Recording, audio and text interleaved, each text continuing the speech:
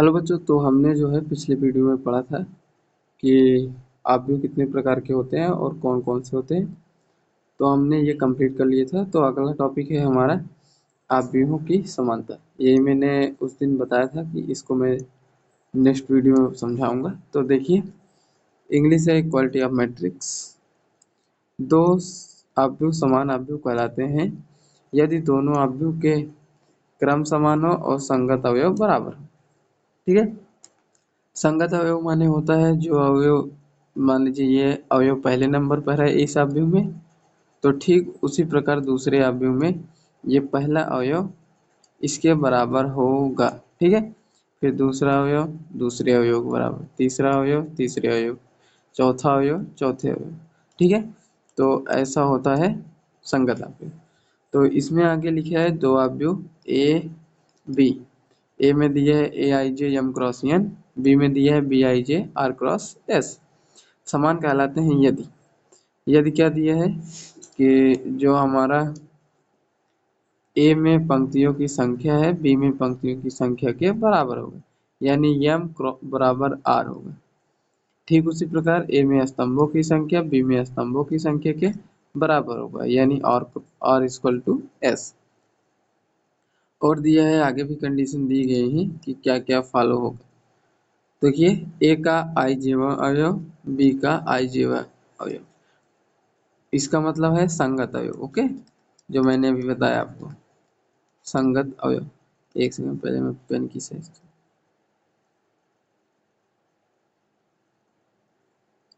ये सही है। देखिए, संगत अवयव तो आई जेवा पद, आई का अगर हम एक लेंगे जे का दो लेंगे, तो ठीक उसी प्रकार बी में आई का एक लेना पड़ेगा बी का दो।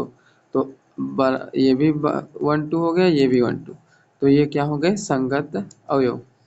तो कह रहा है कि आई जेवा अवयव और बी का आई जेवा अवयव दोनों आपस में क्या होंगे, बराबर होंगे। ठीक है। आगे देखिए, आगे उदाहरण में दिए गए हैं 1 4 3 2। तो इसको बस एक्सप्लेन मतलब एक्सपेंड किए हैं। देखिए, 4 में से 2 घटाएंगे तब भी 2 आएगा, 2 + 1 हो जाएगा 3। तो ऐसे ऐसे सारा दिया है। देखिए, ये कंडीशन फॉलो नहीं होगा, क्यों? क्योंकि इसमें जो है, आप देख सकते हैं, इसमें पंक्तियों की संख्या कितनी है, 1 2 3 है। और इसमें पंक्तियों की कितनी संख्या है, 1 2। इसमें पंक्तियों की संख्या 2 है। देखिए, पंक्ति कितनी है, यादा का है, पंक्ति कितनी है, 2 है इसमें, और उसमें कितनी है, 3 है। तो इसलिए दोनों आपस में बराबर नहीं है। तो ये क्या हो जाएगा, आपका समान अवयव नहीं है। ठीक है। अगला पॉइंट है कि दो अवयवों की समानता के आधार पर रेखीय समीकरण समूहों को अवयव के रूप में लिख सकते हैं। ये जो लास्ट में जो पॉइंट लिखा गया है, इस पॉइंट पर हम क्वेश्चन करेंगे तब आपको समझ में आएगा। और एक बात और, इस जो ये लिखा गया है रेखीय समीकरण, इस समीकरण पर आपको एग्जाम में 8 नंबर का क्वेश्चन जरूर मिलेगा। ठीक है, ये फिक्स है। जैसे दिया रहेगा आपको कि x + y + z बराबर 3, तो उसी प्रकार 2x + 3y + 4z बराबर 6। तो इन दोनों समीकरण में से x y z का मान निकालिए, वो भी अवयव विधि से। तो आपको समीकरण ऐसे दिया रहेगा तो आपको निकालना होगा। ठीक है। तो फिलहाल अभी इतना ही रखिए, आगे हम बढ़ते हैं और देखते हैं अगला हमारा क्या है। एक सेकंड,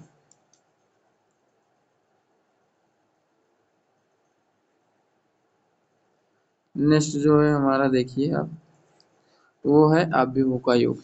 इसमें जो इतना सब कुछ लिखा गया है, इसको आपको आप ध्यान रख सकते हैं, बाकी एग्जाम में नहीं आता। ठीक है। तो पढ़िए ध्यान से, तो समझिए अवयवों का योग।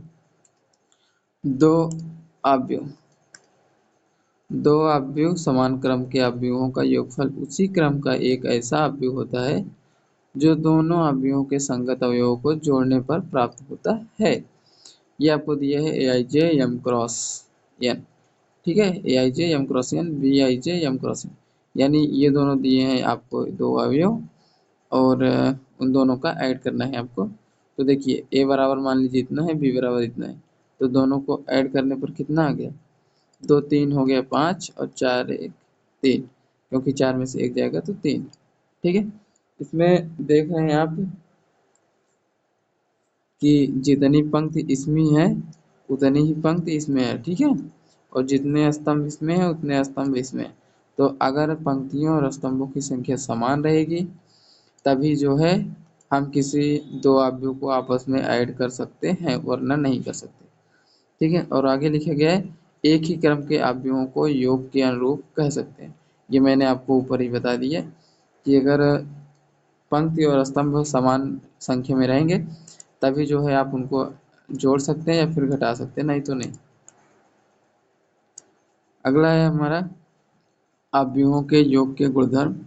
इसमें से आपको सिर्फ ये ध्यान रखना है, मैं कोला मार दे रहा हूँ। एक काम करता हूँ, हाईलाइट कर देता हूँ।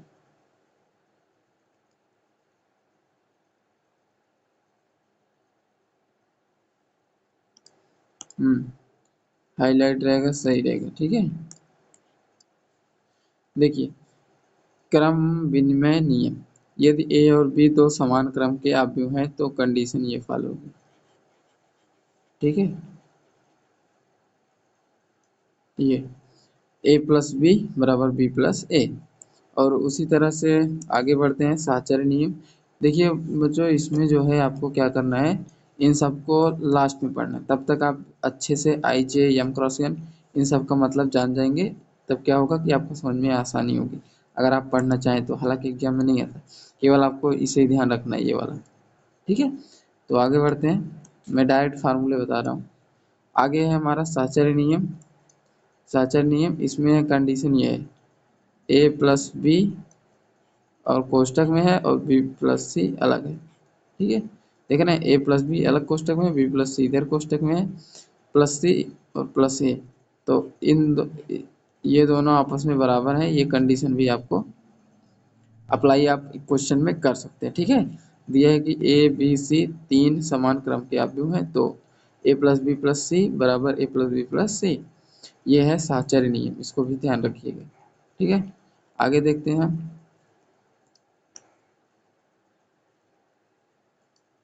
अगला है हमारा योज्य तस्मक नियम। क्या है, योज्य तस्मक नियम। इसको देखिए, इसमें दिया है योज्य तस्मक नियम में कि ए प्लस जीरो बराबर A equal to A zero plus A. वैसे तो इसको जीरो नहीं ओ कह सकते हैं, क्योंकि एक सेकंड, ये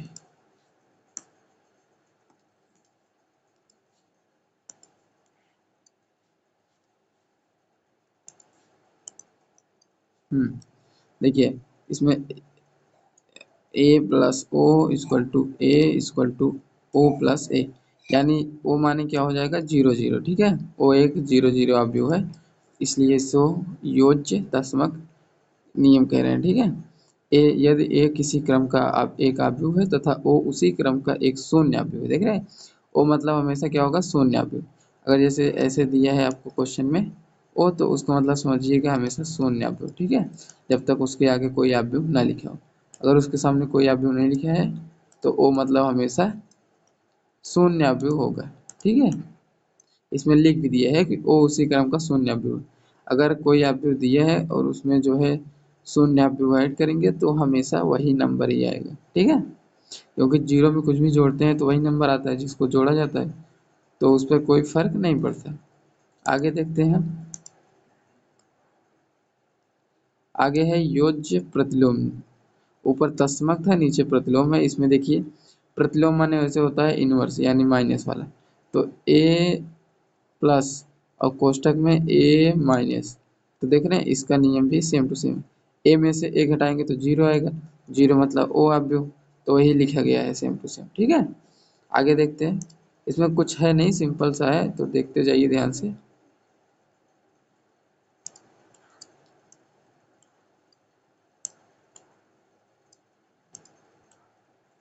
अगला है हमारा निरसन नियम। यदि ए बी और सी समान क्रम के तीन अवयव हैं तो कंडीशन क्या होगा, A plus B plus sorry equal to A plus C, B plus A equal to C plus A. Condition क्या है वो भी देख लीजिए। कंडीशन है कि ए इक्वल टू सी जो है बाय निर्सन नियम है, बी इक्वल टू सी। इसमें देखिए ए अगर कट जाएगा तो बी इक्वल टू सी आ जाएगा। तो ठीक उसी प्रकार ये निर्सन नियम हो गया है, तो ए काटेंगे तो बी इक्वल टू सी, इसमें भी ए कट जाएगा तो बी इक्वल टू सी। तो ये आपको दिए गए। आगे देखते हैं हम हमारा अगले पेज में क्या है।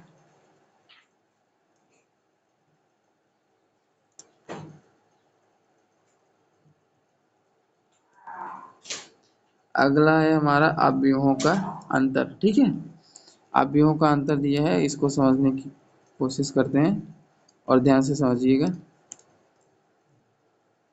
देखिए अवयवों का अंतर, अंतर माने वैसे तो माइनस होता है, इसमें देखिए क्या दिया है। यदि ए और बी समान क्रम के दो अवयव हैं, एक बात ध्यान रखिएगा, जब भी आप प्लस करेंगे माइनस करेंगे, इसमें हमेशा जो है दोनों अवयव क्या होंगे, आपस में समान होंगे, हमेशा आपस में समान होंगे।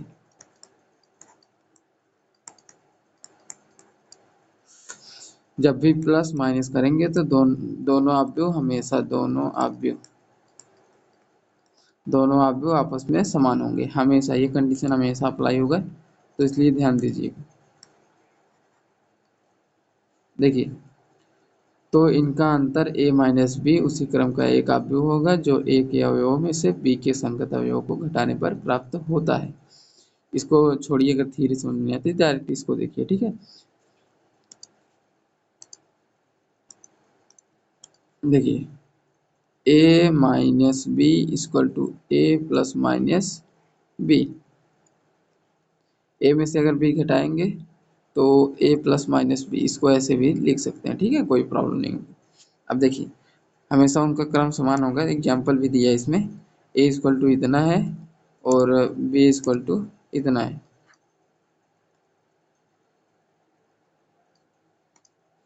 a इक्वल टू इतना, b इक्वल टू इतना दिया है, तो a और माइनस b घटाने पर देख रहे हैं इस 2 को 1 से घटाया गया है, 0 को 4 से, 6 को 3 से, 4 को 0 से, माइनस 1 को 2 से और 2 को 3 से। ठीक है, जो जिस स्थान पर रहेगा अगले अवयव में उसको उसी स्थान से घटाएंगे। ठीक है, अगर ये जैसे 2 पहले नंबर पर है तो इसमें पहले नंबर पर 1 है, दूसरे नंबर पर 0 है, दूसरे नंबर पर 4 है, तीसरे नंबर 6 है, तीसरे नंबर 3 है, 4 0 1 2 ऐसे। ठीक है, जिस क्रम पे जो रहेंगे उसको उसी क्रम में घटाना रहेगा आपको। आगे देखिए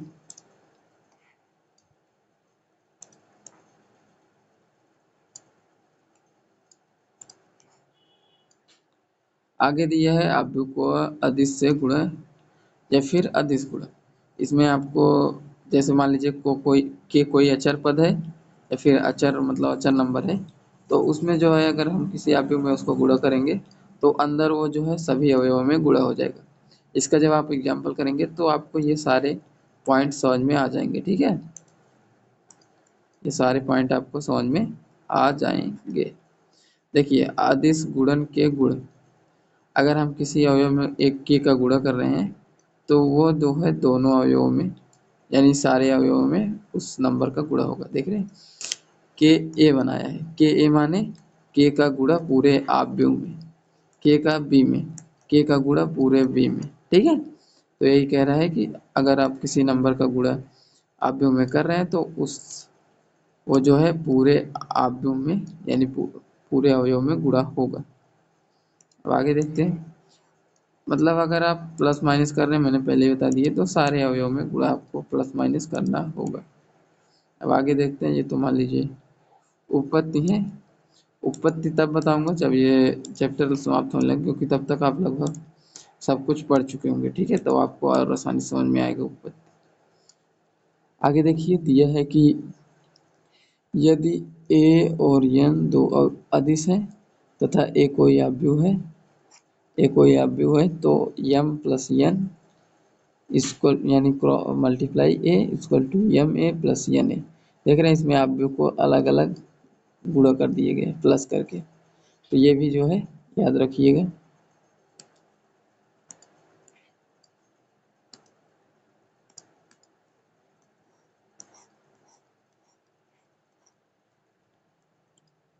आगे देखिए, तीसरा पॉइंट भी दिया है कि यम यन ऐसे, यम एन गुणे में है, फिर कोष्ठक बंद है, फिर इसके बाद यम ए का मल्टीप्लाई उसी में है, और यम आगे दिया है कि यम को अलग से कर सकते हैं, यन को अंदर कर सकते हैं, यन को अलग कर सकते हैं, यम को अंदर कर सकते हैं। ठीक है, इसको भी ध्यान रखिएगा। क्वेश्चन लगाते समय सारे आपको समझ में आसानी से आ जाएंगे।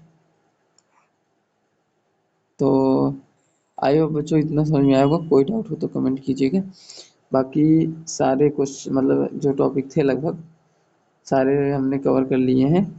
अब जो आएगा तो उसको हम साथ में कवर करते जाएंगे क्वेश्चन के साथ। तो फिलहाल अभी हम क्वेश्चन पर बढ़ते हैं, एक क्वेश्चन करते हैं तो समझते हैं।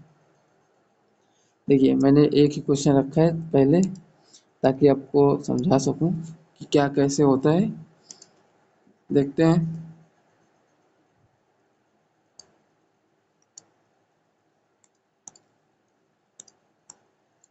क्वेश्चन दिया है कि 2 क्रॉस 2 क्रम के आव्यूह की रचना कीजिए जिसके अवयव ए I J equal to I plus 3 जे द्वारा परिभाषित हैं।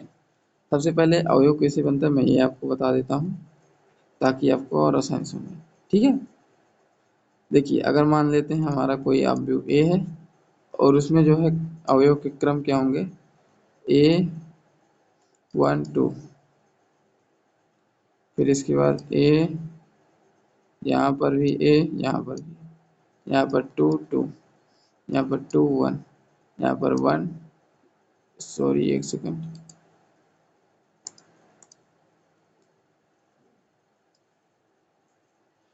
यहाँ पर आ जाएगा 1 1, यहाँ पर 1 2। देखिए हमेशा आपको क्या लिखना होगा, पहले पंक्ति लिखनी होगी फिर स्तंभ। तो मैंने इसमें देखिए पहले पंक्ति लिखी 1, फिर स्तंभ लिखा 1, पहले लिखी पंक्ति 1, फिर लिखा स्तंभ 2, क्योंकि ये पहला स्तंभ है, ये दूसरा स्तंभ है। देखिए मैं फिर से समझाने की कोशिश करता हूँ।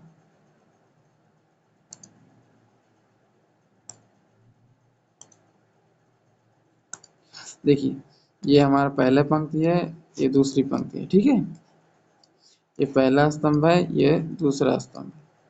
ओके, तो पहली पंक्ति में एक, दूसरी मतलब पहले स्तंभ में एक, पहली पंक्ति में एक, दूसरे स्तंभ में दो, दूसरे पंक्ति में दो, पहले स्तंभ में एक, दूसरे स्तंभ में दो, दूसरे पंक्ति में दो। ठीक है, पहले पंक्ति लिखा जाता है फिर स्तंभ।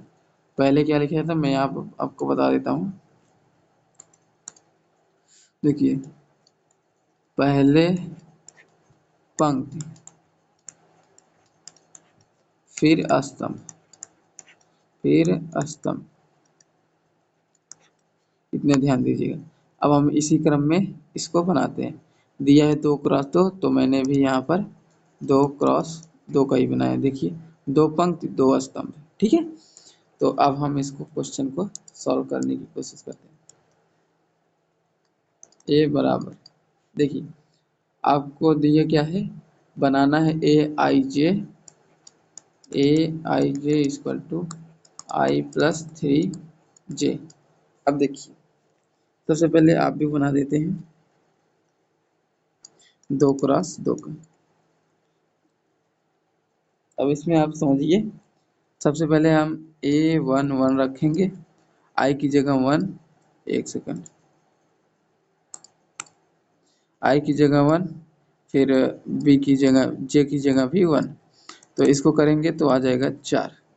ठीक उसी तरह से A12 करेंगे, आई की जगह 1, 2 की जगह मतलब जे की जगह 2, 3 दूनी 6, 6 में 1 जोड़ेंगे तो 7।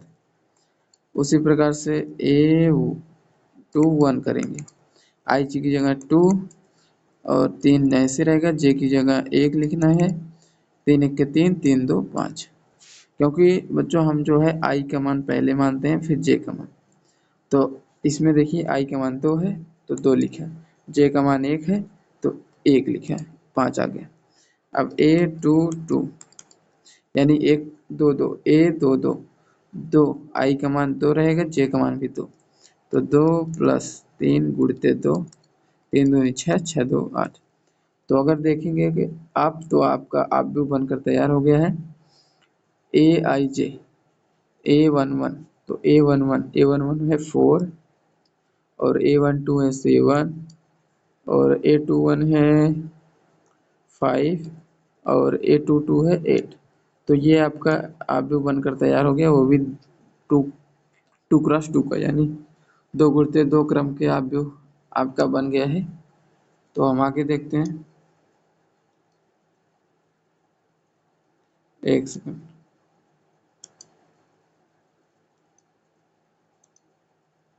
हाँ, अब हम इसमें एक क्वेश्चन ऐड करते हैं, फिर सॉल्व करते हैं, ठीक है।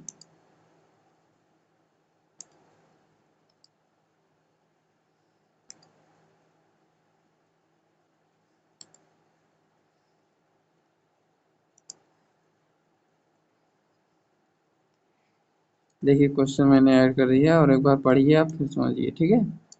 देखिए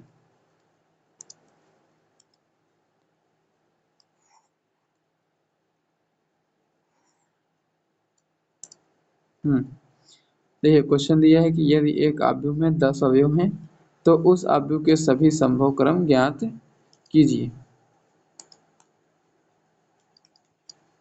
यदि एक यदि एक आव्यूह में 10 अवयव, मान लीजिए कि हमारा आव्यूह ऐसे है, ठीक है। मान लीजिए, खाली मैं बता रहा हूँ, अभी फिर से बताऊंगा, ठीक है। 10 अवयव है, 1 अवयव, 2 अवयव, 3 अवयव, 4 अवयव, ठीक है, 5 6, इसके बाद 7 8 9 10। देख रहे हैं आप, 1 2 3 4 5 6 7 8 9 10, 10 अवयव हो गए। अब ध्यान से देखिए इसमें कितने पंक्ति हैं, कितने स्तंभ, 1 पंक्ति, 2 पंक्ति, 3 पंक्ति, 4 पंक्ति, 5 पंक्ति। यानी अगर इसको बनाएंगे तो 5 पंक्ति, स्तंभ कितने हैं, 1 2 2। देख रहे हैं ये 10 का फैक्टर बन रहा है, यानी अगर हम 10 के फैक्टर को बना दें तो हमारा जो है सभी संभव क्रम के अवयव बन जाएंगे। एक ये हो गया, दूसरा देखते हैं।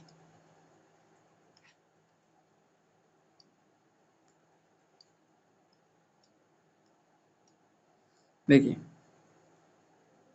एक सेकंड, ये उल्टा बन गया है।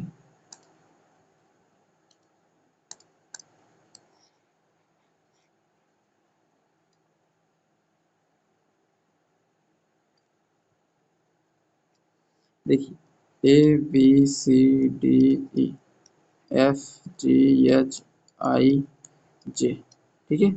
इसमें देखिए 2 पंक्ति बन रही है और 2 पंक्ति, स्तंभ कितने हैं, 3 2 5, तो 5 स्तंभ।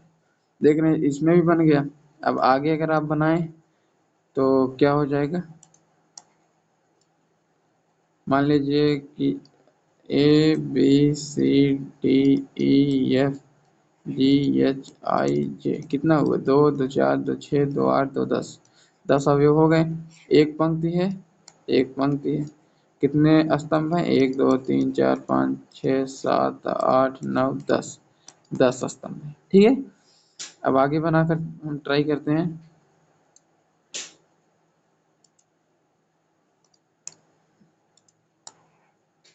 आगे देखिए A B C D E F G H I J, ठीक है। इसमें देखिए कितने स्तंभ हैं, 1 2 3 4 5 6 7 8 9 10, 10 पंक्ति, सॉरी 10 पंक्ति हैं।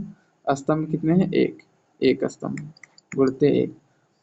तो आप देख रहे हैं बच्चों, जो हम मैंने बनाया है इधर, एक सेकंड, जो हमने सारा स्तंभ स्तंभ ये पंक्ति यानी आव्यूह बनाया है, स्तंभ और पंक्ति को मिलाकर, उसमें से लगभग सारे ही बन गए हैं। देखिए 10 अवयव रखना है, एक सेकंड,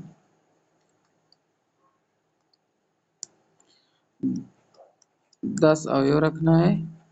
अब 10 अवयव में हम चाहे जैसे रखें, किसी में 2 भी रख सकते हैं, किसी में ठीक है। अब देखिए जैसे 10 अवयव है तो हमने 10 अवयव रखा, अब हम क्रम बदल सकते हैं, इसमें ये क्रम रख सकते हैं, ये क्रम रख सकते हैं, ये क्रम रख सकते हैं, ये क्रम। यानी आप ध्यान दीजिए कि जब भी आपको अवयव दिया रहे और कहे कि संभव क्रम बनाइए, तो आप हमेशा जो है उसके फैक्टर निकाल लीजिए। फैक्टर निकालने के बाद बारी बारी से एक एक फैक्टर को साथ में रखकर बना लीजिए। जैसे 2 क्रॉस 2, 2 क्रॉस 5, ठीक है, 2 क्रॉस 5। फिर दूसरा हो जाएगा 5 क्रॉस 2, 5 क्रॉस 2।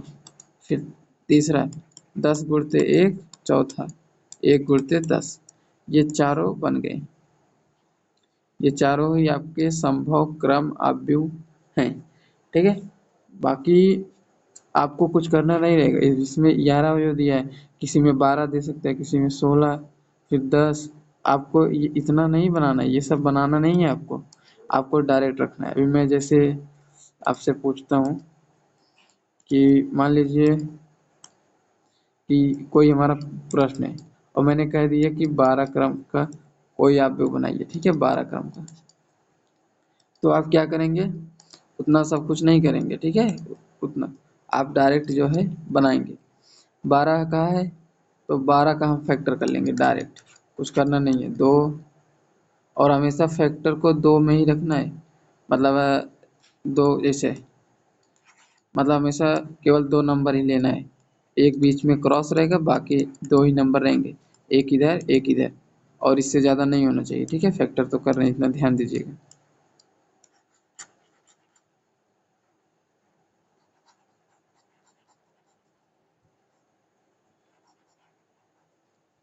देखिए 12 क्रम का कहा है, अगर हम शुरू से शुरू करें, 2 गुणते 6, ठीक है, 2 गुणे 6 कर देंगे तो 6 दूनी 12 आ जाएगा।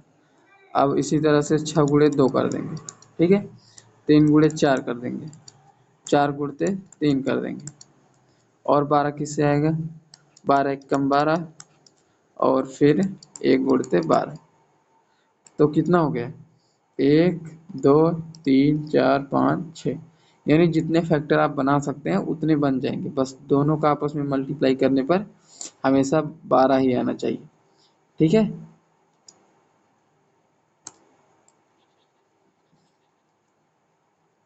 यहाँ पर 12 अवयव हो जाएगा, 12 अवयव हैं, आपको संभव क्रम आव्यूह बनाना है, संभव क्रम आव्यूह।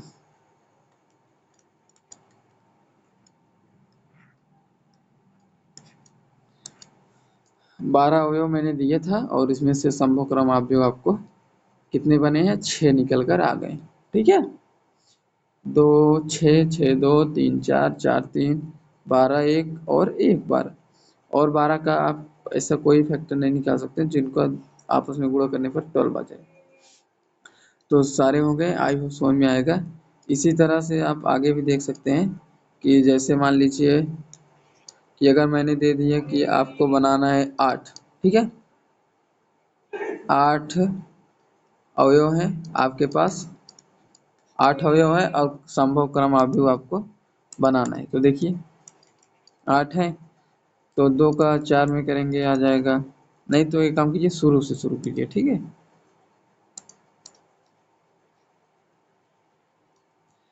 देखिए शुरू से क्या होगा कि 1 का 8 में करेंगे, फिर 2 का 4 में करेंगे, फिर 4 का 2 में करेंगे, फिर 8 का 1 में करेंगे।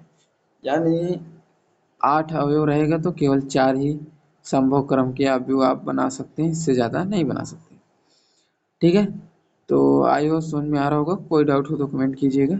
बाकी आज के लिए इतना ही रखते हैं, वीडियो भी लंबा हो गया है, तो मिलते हैं नेक्स्ट वीडियो में और नेक्स्ट टॉपिक के साथ। हालांकि टॉपिक नहीं होगा, केवल क्वेश्चन की प्रैक्टिस होगी नेक्स्ट वीडियो में, क्योंकि मैंने लगभग टॉपिक पढ़ा दिए हैं, तो इसमें से अब प्रैक्टिस करना ज़रूरी है। तो मिलते हैं नेक्स्ट वीडियो में।